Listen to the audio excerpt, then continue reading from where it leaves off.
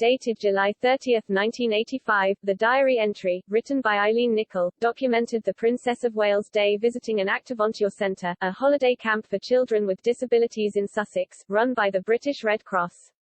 The entries detail Diana's unsurprising love for the children. Ms. Nichol wrote in the diary, "The princess was charming. She has so much compassion for the children. She spoke to every one of them and got right down on the ground to look at a collage and to speak to the little ones. It rained, but that didn't seem to matter." She continued, "She asked me how I got away with not wearing a hat. She hates hers. She wanted to know how to raise the money for the holiday. She had certainly done her homework." Ms. Nichol, who is now 87 and still a supporter of the British Red Cross, still looks back fondly on that day.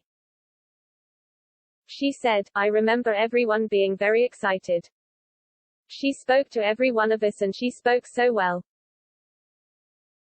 The children loved her, and she loved the children.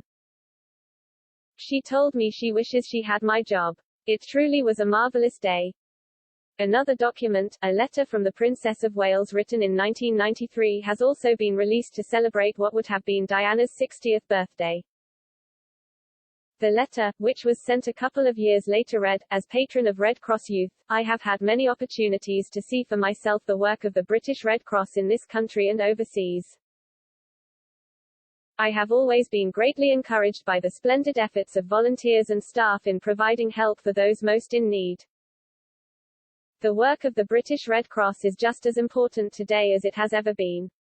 Increasing demands on resources and ever-changing needs at home and abroad mean that the Red Cross must work to increase the level of its voluntary income. That is why your support today is so important. I wish you all a most enjoyable evening. Your generous help will enable the Greater Manchester branch to provide even more help for people in need.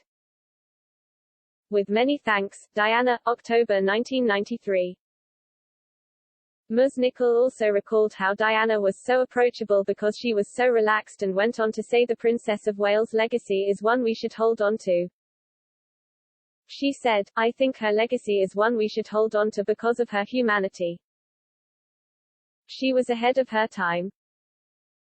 Her work with removing the landmines and the stigma around HIV/AIDS would resonate today with young people because young people are, I believe, much more aware of these kinds of atrocities and the subsequent damage."